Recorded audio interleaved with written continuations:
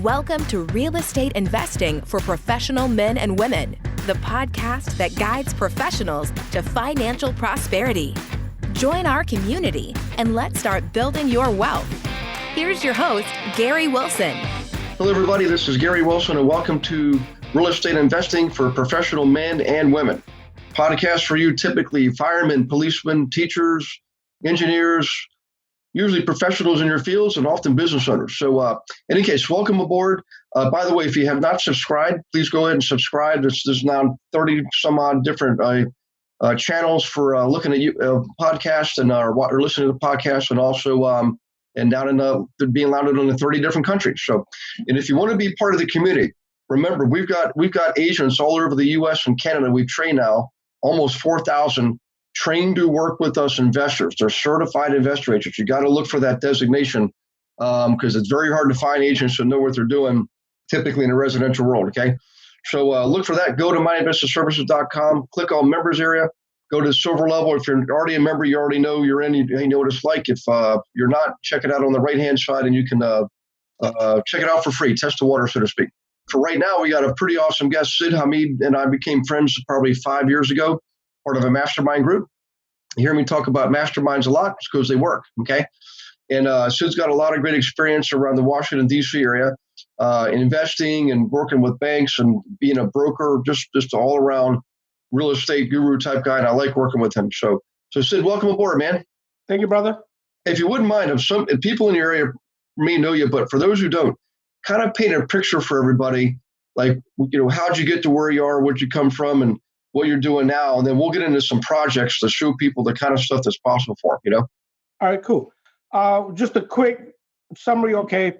I came in this country, I got here in October of 1977. Mm-hmm. So I was born in Kashmir, which is part of like Afghanistan, Pakistan, India borderline. And so I was born in the 60s when the war was going on between India and Pakistan.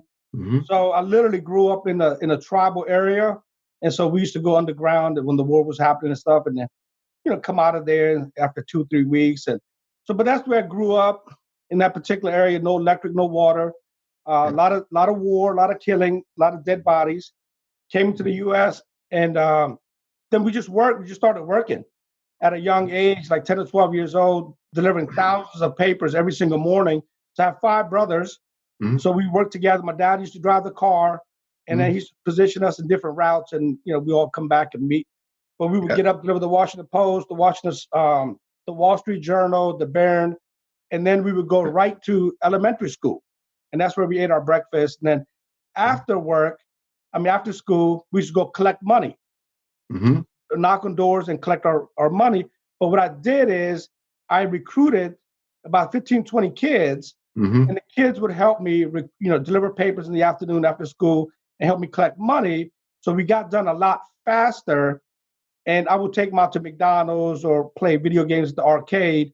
So I would pay them through basically burgers and video games. So because when I got here, I'm born as a Muslim, so we didn't eat pork, we didn't eat meat. So I would just I would trade. Hey, I'll give you my burger, you give me your apple or whatever. So that's the way I grew up. Make the long story short, got in construction back in '89, started doing construction work as a laborer, and just kept at it. And then I learned about drywall, plumbing, electrical, met different people. And then I did my first deal. I was scared as shit. And I did my first deal. I was very, very nervous, but I did it. I made some money on it. Could have made a lot more, but didn't make as much as I wanted to because I didn't know. But my second deal, I made a lot more. The third deal, I made a lot more.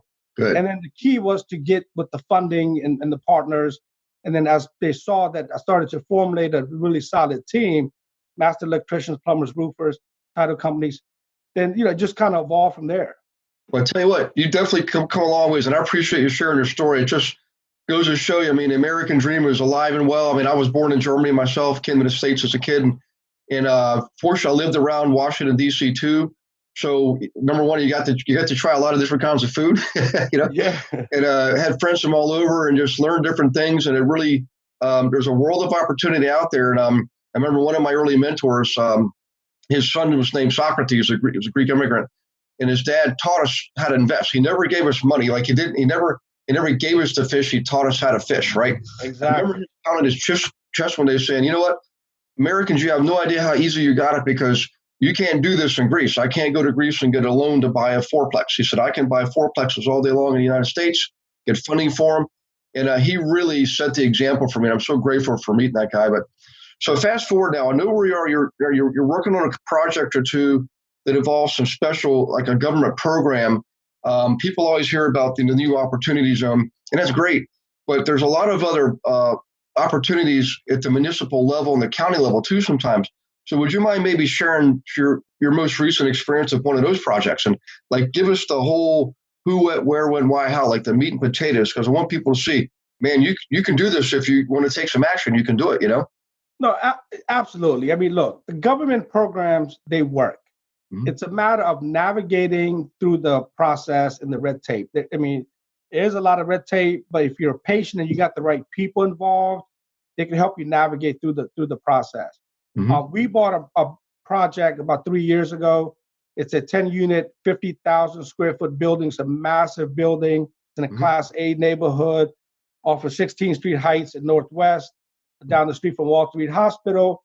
And we, in the last 3 years, we did our demo, our permits, our architect feasibility study, but we also got the District of Columbia's community development program involved. And then we got approved through the HALO project. So they have a HALO program, which is kind of like a Section 8, but it's a little bit better than Section 8. They give you funding and guaranteed funding. Okay. And so because the building is so massive, we're going to make it into 6 bedrooms and 4 bathrooms per unit. Wow. So that's basically, 66. They're giving us $6,000 per unit. So why 6 bedrooms and 4 bathrooms? Is it just the demand? There's demand for that size of a unit. Is that what it is? Yeah. So the unique thing about this building is it's a standalone. So there's windows. There's a lot of windows. So the goal is to make as many bedrooms. The more bedrooms you got, the more bathrooms, the more money the government gives you. Okay. And because the technicality, the law is, as long as you're 12 by 12, that's considered a bedroom, closet, window, and then you got yourself a rental, income coming in for that space. Wow. Well, that's pretty. So keep going on. So talk about the HALO project and what are some of the features and benefits? Because I think people from around the country and U.S. and Canada, both a lot of people in Canada listen to this too, may be really interested in participating in stuff like this. Yeah. Well, so the HALO project, a program started a few years ago, and because there's a huge shortage of rentals in the District of Columbia, plus there's a shortage of rental other areas as well. Pennsylvania, there's a shortage. Northern Virginia, there's a massive shortage. Parts of Maryland, like Prince George's County, Montgomery County, Howard County, and Arundel County. So all these different mayors and governors, they meet every quarter and they talk about different needs and population growth, and they talk about road expansions and restaurants and retail coming in. And so in our particular area, what's happened is we have Amazon that's come down here. So Amazon is bringing over like literally 500,000 jobs and people. Wow. And so because of Amazon, the District of Columbia, as well as Virginia and Maryland, are getting prepared for all this expansion and influx of people that's coming down here. So they've started these programs for the mid-tier, low-tier income residents. Mm-hmm. It's it's a lot of red tape, but if you're patient and you got the right team and the right people, you could get through it. And plus, the government agencies, they'll work with you as a developer, right? Because they want these projects, and they have X amount of funding that's allocated to these projects. And one of the reasons we use them is because we wanted to get tax credits, and then we also wanted to get a certain amount of financing and a certain amount of benefits as we went through the permit process and the approval process as well. So we wanted to get them on our side from the very beginning. Okay, are they backing the loan? Like, is it they're like what kind of interest rates you're getting, that kind of thing? It's rates and terms on this loan, and is it more of a like it's an insured loan, or are they backing it directly, or I don't know if you know all the details, but yeah, we're not really getting too much financing from them. What's going to happen is we're going to get recognized as a building, and it's going to meet the criteria, and they're going to promote it. And so now we're looking at other projects. We have a 23-unit building, a 15-unit building that's in the opportunity zone that they brought to the table. And the thing is, when you partner with the district or the city or whatever localities, and they see that you're a developer, or you handle this kind of, they'll bring you deals. Because a lot of times the cities and the counties are sitting on vacant properties, and they'll bring them to you because they want to turn them over and start producing revenue and income. Because the building is vacant, it's not doing anything for the city. Okay, so the one you're talking about, how did you go about identifying and buying it? What you buy it for, and then what's the size of the project for all the remodeling? It sounds like you're doing some pretty robust remodeling there. And at the end of the day, of course you'll have cash flow, but like the long-term financing, how does all that look? Yeah, sure. So we got this project because we were working on another project for another developer. And so we did a 75-unit building for him. And on that project, I was the project lead and the construction lead on that project. And so as we started to get more familiarized with all the ins and outs, I learned a lot through him and through that project. And then we contacted some of the CCIMs that are around, and we said, hey, we're looking for this kind of space. Okay. And then we started using LoopNet and CoStar, different tools, and started finding things that were listed, but they expired and didn't pan out. And then we started calling the owners directly. Okay. To see if we could do a workout with the owners directly. And, after so many phone calls, and we were able to land this particular deal, work out a good price from the building owner. And then we bought it for $1 million 3 years ago. And then we've already invested about $500,000 of our own cash to get to where we are at this moment. Okay. And currently the building is worth $4 million as is. And then once we get done with the project, it'll be worth about $18 million will be based on ARV valuation. Okay. We did get a construction loan for $3.5 million. And then at the moment, we're raising capital for $900,000 at the moment. Because the loan that we got, they want us to bring $400,000 to the table to close. And we need another $500,000 to get to the first draw so we could tap into the construction money. Gotcha. Okay, so combination. So you bought it for $1 million, $500,000. That was probably a lot of like architecture fees and all the stuff, permitting, all that stuff you got to go through. And then so that's 1.5. Then a loan at 3.5. That takes you to 5. So and you're raising 900,000. So in other words, you do syndicate. You do bring in other investors to participate sometimes on these projects. Sure, absolutely. Because Awesome. the goal is to, leverage, right? And leverage smart and then risk analysis. So we try to stay at a comfortable level where in case there is a small recession coming, as you know, things have been changing for the last 6 months and they're saying 2020 is going to get harder. But we try to buy where there's enough equity and LTV, even if the market goes down 15, 20%, we'll be covered and shielded. And our investors will be covered. Nice. Okay. All right. And then the value, of course, you got a huge upside on the equity side of things, and then cash flow. I mean, 6,000 a unit. That's a pretty sizable rent, Yeah. So Absolutely. All right. So that's what's possible. You mentioned. Now, here's the interesting thing, Gary. Let me tell you. Yeah. So one of the things that we already been doing is we've already been marketing this project through the EB5 program, right? So we already have two particular foreign international investors that are willing to buy this for $18 million from us as we get done with the project. Oh, okay. So we've already been marketing, talking to the EB5, different countries, different investors, and marketing this to those guys because, one, they want it. Two, we want our money out. Right. And then so we could go get the other building, the 15-unit and the 23-unit building. Right. And in that area, I know we talked about this before. A lot of people might not realize I used to live around D.C. a lot when I was a kid, growing up in Columbia, Maryland, Baltimore, Northern Virginia. My dad still lives right over the river in Alexandria. And so I've seen D.C. go through a lot over the last, 2 generations, I guess. So one of the places you mentioned was Walter Reed. When I was summer before my senior year in high school, I had a surgery there at Walter Reed. Yeah. Walter Reed was, course, they got rid of that. But so what's happening? And I just want to show people the kind of stuff that's available in some of these big cities, like particularly DC. So talk about the Walter Reed area and what's happening with that whole area and the opportunity. Is that in one of the opportunity zones, or is this just we'll talk about that project and then we'll talk about opportunity zones after that. Okay. No, the Walter Reed Hospital, as you know, it's been in the news for 5-6 years.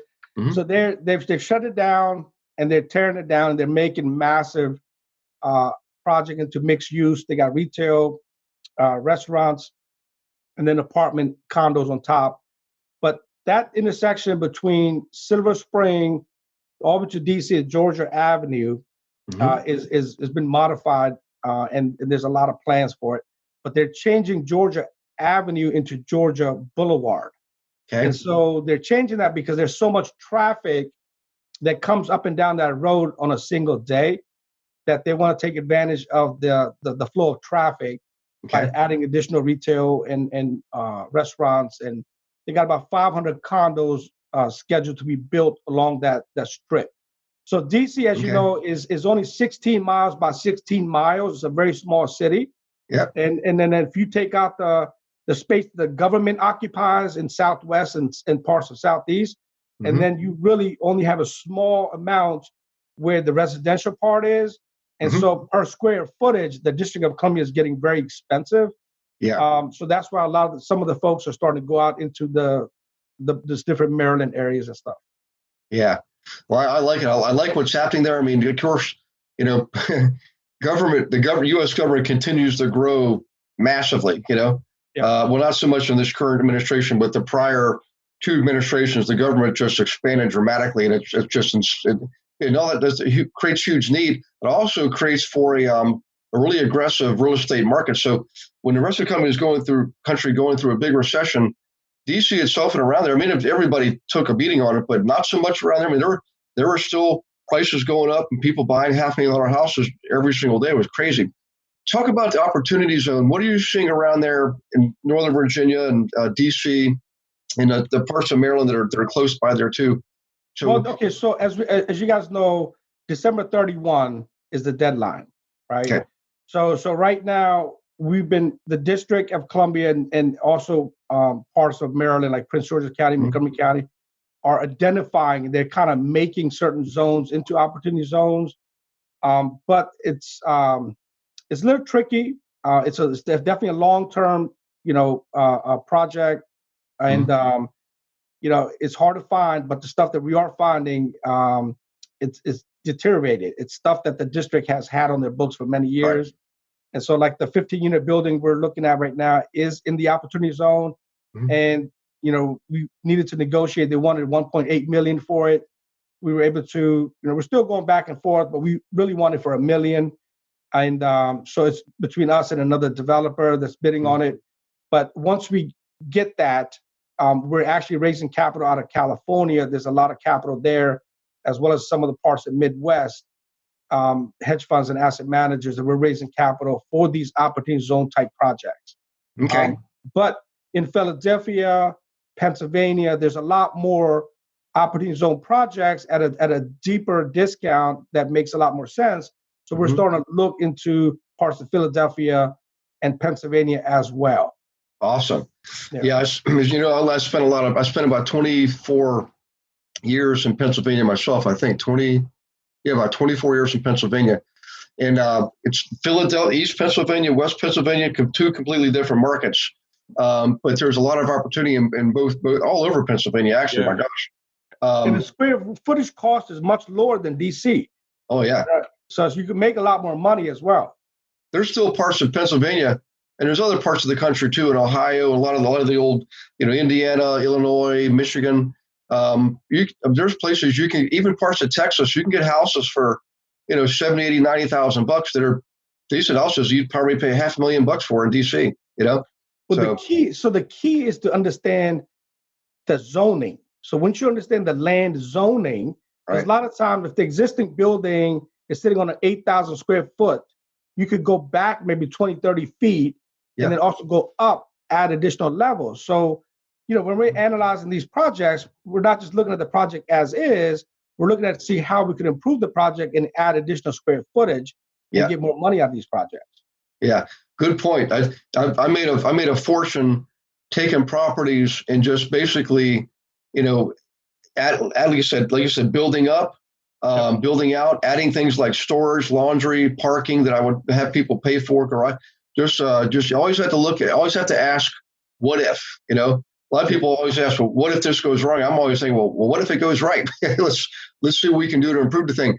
So, but by the way, if you could tell people a little bit about how, like for anybody listening, how can they find out what the zoning is? I know it's easy, but every county, there's 3,144 counties in the U.S. and they all have their own little idiosyncrasies. But for me, the old days, we used to just go down to the zoning office. That's all we did. And look it's online. Everything's online now. Yep. So you could pretty much pull up your local permit and zoning office. Yep. And then you could put in the block number, and then it'll tell you what the square footage is and your capacity. Yeah. And then so most of this information is online. But the other thing that we do is we bring in higher end like CCIM type, analysts, and they'll help us analyze the property and give us the best use. Like, what is the best use for this project, so we could maximize our potential. Yeah. Good point. Hey, so we talked a little bit about the one or two of your current projects, or one you're working on, and what you want to buy next. I know when you and I first met, we both had a lot in common, and one of those things was buying notes from banks. And I used to have banks call me and ask me to sell their tapes. Now I worked for hedge funds that were buying big tapes, $100 million, but more importantly, locally, some of the local community banks sometimes would have 6 or 9 loans and going into default, and they call me and say, hey, can you get rid of these 9? You want to buy them, whatever. But talk a little bit about that. I know there's not as much out there today as there was 10 years ago, but they're still out there. I want people to understand you can still buy notes from banks, and then you got to do either a workout or foreclose on them, or whatever the case is. But anything happening in those regards right now for you with the bank notes? Yeah. So Gary, like you indicated, 5, 6, 7 years ago, the note business note business has always been a hush, like a private type of banking industry, but it kind of opened up, and there was a lot more flexibility to get in as a smaller investor, mid-sized investor between 1 million to 25 million. But now what's happened is, between the spinoff, when Lehman Brothers shut down, all these hedge funds and equity partners opened up everywhere. And so now, as these assets come down from the banks, a lot of these guys are cherry picking them, and the market has gotten a little more expensive than what it was a few years ago. Right. But the deals are still out there. The key is to analyze them properly. What I've done is I've built relationship with brokers. So I have brokers all over the different little pockets of areas. They contact the asset managers. They're the ones doing the hard work. They're using software like Land Guide, where you could use Land Guide. It'll give you a list of all the asset managers and their phone numbers. And you have Scotsman Guide. So you could go on there. You could see a list of all the mortgage companies and the banks. So Scotsman Guide, and Lane Guide, you could use these tools to get to the asset managers and call them directly. A lot of times we don't have time to do that. So what we've done is we've made relationships with brokers that are doing this on a regular basis and finding deals, and then we'll just give them a wholesale fee. So like I'm working on a 4-unit apartment building in Hagerstown. One of the brokers in California found it. And so they wanted $39,000 for the building. It needs about $200,000 worth of work. So what we do is we responded to the bid at $19,000. They came back and they wanted $24,000. So I told them, I said, fine. So I'm going to go look at it this weekend, check it out. Again, I'm looking at the zoning, the square footage, to see if I could make that 4-unit into an 8-unit, 8-unit building. And if I could do that, then, at that $24,000 price, it'll be worth it. Yeah. So you mentioned Land Guide. I've used that, but what the other one was Scotsman's, like somebody from Scotland? Scotsman Guide. Yeah. It's so that will give you the names of banks, and you could they have categories like private lenders, direct banks, asset managers. So it's a little tedious, but once you spend a week or two into it, you could between those two applications, you should be able to have a list of the asset managers. Now, keep in mind, asset managers rotate every 6 months to 12 months. they're rotating because they do that on purpose because the banks don't want to keep them there because then inside trading starts happening. Yeah. So every 6 months to 8 months, you have to constantly keep updating your database. I don't have time for that. So I let the brokers do that, and I just create the relationship with them. And if they find me a deal, I'll give them $5,000-$10,000. It doesn't, Right. just build it into the cost. So it's SCOTSMAN, Scotsman's? Yeah, Scotsman guy. Okay, cool. Yeah. It was funny. People think like because we're at or near the peak of an economy, people say, well, there's not any opportunities out there. I'm always like, there definitely is. I mean, it's not like it was 10 years ago, but it'll get that way again. Either way, it doesn't matter. See, really good investors are always investing. It doesn't matter if the economy is up or down. We just always looking for the opportunities, right? We create the opportunities. So the cool thing is if you just get the relationships built now and learn the strategies now, you'll get some deals. And then when the economy does turn, that's actually like Christmas time for us because that's when you can, if you're on cash, you can gobble up all kinds of stuff, Right. So, well, what you said earlier, just a minute ago, the word relationships, right? Relationships are very essential. Yep. And so the key in this business is not for you to do everything, right? But the key is to have really good, solid relationships. And as you perform and you do deals, the people will bring you more deals, right? They'll bring you stuff. So it's okay to not to try to do everything yourself, right? So I have relationships all over the place with agents, brokers, with asset managers, with contractors, with attorneys, so it's the relationships that allows me to find more deals. So most of the time, my deals come through the relationships. Yeah. Well, I tell you what, we talked about a lot of good stuff. If you wouldn't mind, we're starting to attract more and more agents and brokers to the podcast too, because they want to invest just like we do. Sure. And I mean, I became a broker myself, just like you did years ago.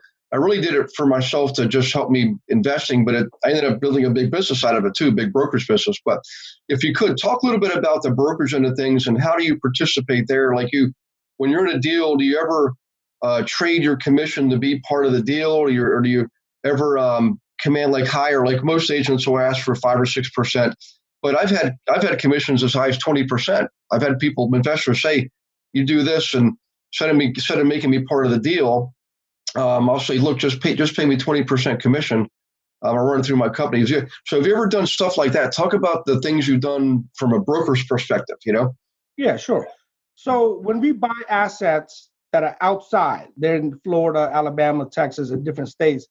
So when we're buying non-performing notes, we buy in non-judicial states. So that allows us to go through the eviction process faster, the foreclosure process faster. The other thing, when we're buying notes, we tend to buy first position notes that are vacant properties. Okay. So the vacant properties allow us to go in and out the process faster. So what I do is, once we get the note purchased, I'll contact somebody in Florida in that particular zip code, that city, and find out who's the best agent or the top agent. And I'll say, "Hey, listen, I got this project. I'm looking for an investor-friendly agent that knows how to manage the rehab and the construction and then the out sale, to be able to sell the property and get rid of it. And then we'll give you a bonus." So we usually hire somebody in that local area and then provide them a $5,000, $10,000, $20,000 bonus. Depends on the size of the project, depends what our margins are. But they tend to manage the contractors, the permit process, the inspections. And then again, you have to find a broker that is an investor-friendly broker and has experience in the construction or some sort of like a home inspector or something, so they could manage the project for you while you're here in this particular state and the project's in another state. Yeah, absolutely. Yeah, the cool thing is we got a lot of them all around the U.S. and Canada now that we train. And listen, we're getting close to the end here. If someone wants to reach out to you and maybe participate you in one of your projects or learn from you, I know you've got a lot of good. You had a lot of good material you were sharing with people and training people with, and so how can people get a hold of you? Is anything you've written they can grab online, or a website, or what's the best way to reach out to you, and anything you have you want to share with people? Yeah. So my phone number, I have the office phone number is 240-764-8255. 5347. My email is Sid Hameed at brickfrontproperties.com. I'm actually working on a book, and I'm actually working on a product, but I've kind of put those on the back burner because I'm just at the moment focused on doing deals. I'd rather just focus on getting a lot more deals done, and since the market is starting to come down a little bit, it's starting to shift. It's starting to become a buyer's market. The interest rates just dropped again last week. So the buyers are coming back out. So my main focus right now is just to find more healthy deals and then focus on those deals and just do deals and to raise capital and to syndicate some of the deals. Okay. All right, cool. And you're mainly the part that you play an active role in as far as managing projects, that's always going to be around DC and Northern Virginia and parts of Maryland. And anything out of state, you're definitely working with other people, like you said, in Florida that have some know-how, some knowledge. So I tell you, everybody paying attention to this, man, I hope you took notes, and we'll replay this because there's a lot of good stuff in there from Sid. And I think I speak for everybody, Sid, when I say thanks for taking your value. I know you're a busy dude, man. I appreciate you doing this. You're a good friend, and it's just fun hanging around you, and you do some pretty cool stuff. I mean, and for me, it's refreshing because I tend to be kind of conservative, Yeah. So I like the stuff that you do. So. Oh, thank you, man. I appreciate you having me on the call, and I hope people were able to learn. And if they have questions, they can reach out to me. We could talk. But the main thing right now is, like you mentioned, relationships are key. Yep. Without relationship, you can't scale and really grow. And just knowing the industry and reading, I tend to spend a lot of time reading books, and I tend to spend a lot of time just reading government articles and see what the government is doing, the zoning changes and stuff. Yeah. As long as you're on top of those things, you can find contractors and people to do the work, right? So position yourself as an authority and a middleman or a broker. But there's plenty of money to be made, and there's plenty of deals. You just got to find them. That's it. The name of the game is on your banners behind you. Look at the word action. It's in bold capital letters, man. You got to take action. The law of action, right? Without the law of action, nothing works. You can learn everything. You can take a whole bunch of notes, but you got to execute. Yeah. Without execution, it doesn't work. You got to hustle. I wake up. So my routine, I get up by 4:30, 5 o'clock. I meditate for about an hour and a half. Yeah. Go to the gym. And I have everything written out the night before, like what I got to do, the top 5 things I got to knock out. And I try to get those out the way by 12. Yeah. And then from there, I do the new activity, like to check my email, see what's coming up, and make calls. I'll always make at least 25 calls to new prospects or new deals every day. Yeah. You got to make phone calls. You got to reach out, and you got to seek things. And I have things coming to me.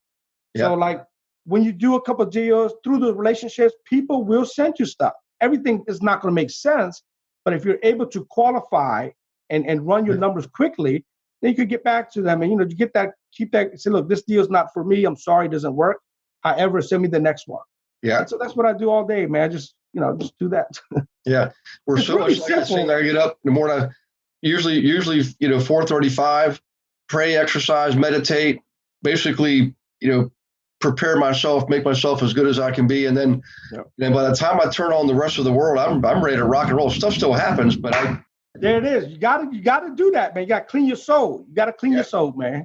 That's it. Hey, listen, so everybody listening, we'll see you on the next podcast. Hope you paid attention to this. There's got some good stuff from Sid, especially the stuff at the end of what we just talked about the last 60 seconds. Probably the most important stuff we could ever tell you, Mindset. So, get your mind together, get your body together, get your thoughts together. Ask for guidance, ask for clarity.